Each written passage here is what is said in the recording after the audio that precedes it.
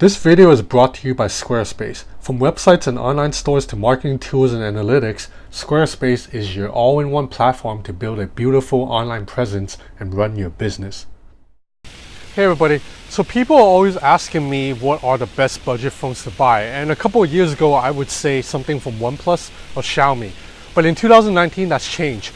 In my opinion, Realme has been pumping out phones that are the best value in the industry right now, better value than anything else. The Realme 3 at 150 bucks just offer more than anything else on the market. And with that said, Realme already has new phones out. So I have here on me the Realme 5 Pro and the Realme 5. So yes, just like OnePlus, Realme has skipped the number 4. It jumped from the Realme 3 to the Realme 5. The reason for that is because the number 4 in Chinese sounds like the word death.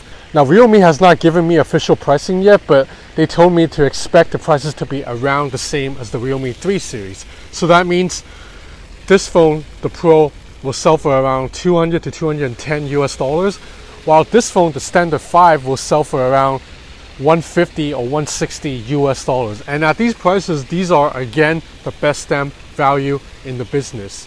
Okay, I'm back inside. It was just too hot outside. Let's go over the differences between the Realme 5 Pro and the standard 5. So the 5 Pro is powered by a Snapdragon 712, while the standard Realme 5 runs on a Snapdragon 665. The Pro has 8 gigs of RAM, while the standard 5 has 4 gigs of RAM. Now while both of these phones have a quad camera setup, the Pro's main sensor is a Sony IMX 586. It's a 48 megapixel sensor that shoots pixel binned 12 megapixel images. On the standard 5, you get just a traditional 12 megapixel sensor with an aperture of f1.8. Now the Pro has a 6.3 inch 1080p screen, while the 5 has a 6.5 inch 720p display. So that's interesting, the fact that the Pro actually has a smaller screen. Now because the standard 5 is a larger phone, it can house a larger battery. So the standard 5 has a whopping 5,000 mAh battery inside this device, while on the Pro, you only have a 4,000 mAh battery. To be honest, 4,000 mAh is still really large and definitely more than enough to power the Pro all day.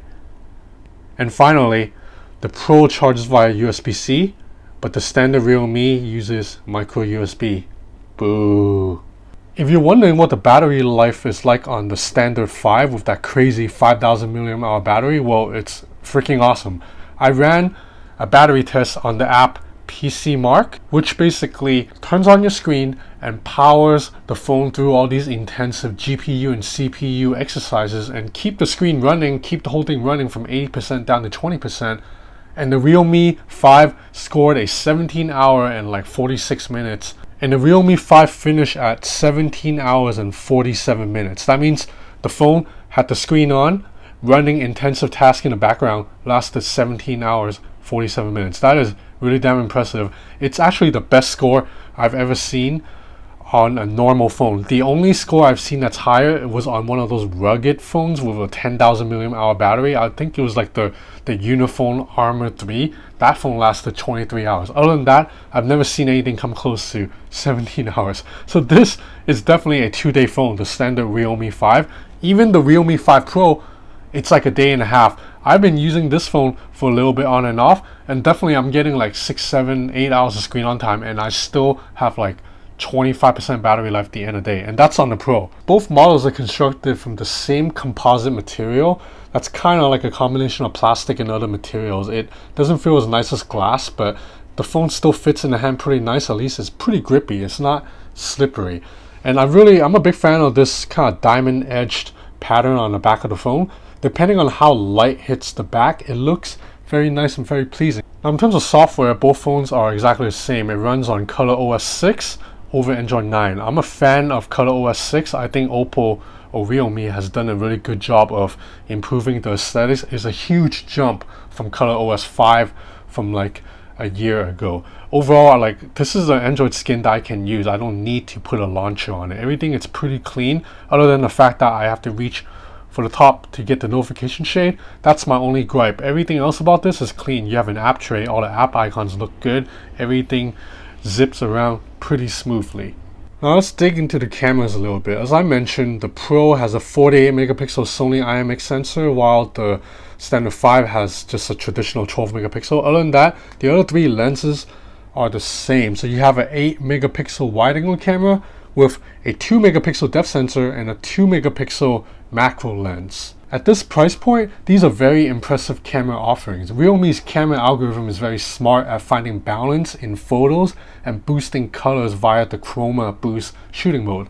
And the new macro and depth sensing lens do bring real life improvements to photos. Now with the macro lens, you have to go into the menu to turn on ultra macro mode, and from there you can take advantage of the lens and look at how close you can get to an object without losing focus.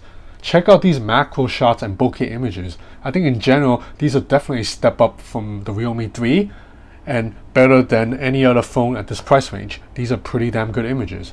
Now if you've watched my review of the Oppo Reno 10x zoom or the Realme 3 Pro, you remember that I gave high praise to the night mode. That's because I really think Oppo's night mode is one of the best in the business. Now, neither the camera hardware on the Pro or the Realme 3 are genuinely that great. They're good for the price point, but they're not really flagship level. So in terms of sensor size, it can't really pull in that much light. If you shoot in auto photos at night, it's gonna have a little bit of grain, a little bit of noise. But if you turn on nightscape and shoot in night mode, you're gonna get something that looks very impressive. I mean, it looks a little bit artificial. This is clearly like digitally processed and improved, but these are images you can post on Instagram and they look really good. Again, especially for this price point. So before I wrap up, I want to take a minute and thank my sponsor, Squarespace. By now, you're probably familiar with what they offer. They're an all-in-one platform to help you build your online presence. So no matter what you're thinking of doing, you want to start a blog, you want to start a business website, you want to start an e-commerce online store, or you just want to build a domain, build a website from scratch, Squarespace.com has everything you need. All the tools you can think of, that website has it. So today I want to focus on marketing tools because some of you guys know that I built a website recently, nixgadgetup.com, and what I've realized is you can write the best content and use the best photos. If you don't know how to market your site, nobody's gonna click on it. But you know, not everybody knows how marketing works. Like for me, for example, I used to be a journalist. I'm not a marketing person. So luckily, Squarespace has a bunch of marketing tools to help you like start an email campaigns. There are like over 30 starter layouts to choose from. So you can just announce a product and then you can build a campaign around it, like send an invitation, share updates with your subscribers. Email campaigns are easily accessible and they can be made anywhere. Like you can create a campaign right on the spot. You can use multiple different layouts or reuse the same layouts over and over, and you can check your performance metrics to see if people are interacting with your marketing campaigns. So if you're interested in starting your own online platform, you should just go to squarespace.com and have a look. And then if you're interested, my subscribers or my viewers have a coupon code. So just go to squarespace.com/Ben's Gadget Review and then use the coupon code Ben's Gadget Review. From there, you get 10% off your first Squarespace website. So everything about these phones are about what you'd expect. I didn't really notice any performance issues whether I was using the Pro or the standard 5.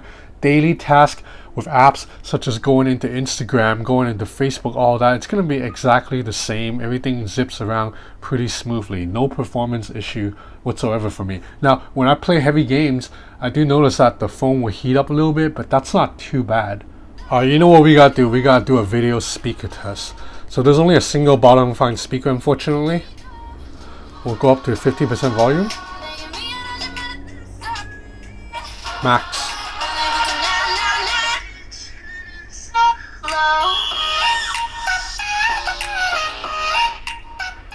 These are pretty decent speakers.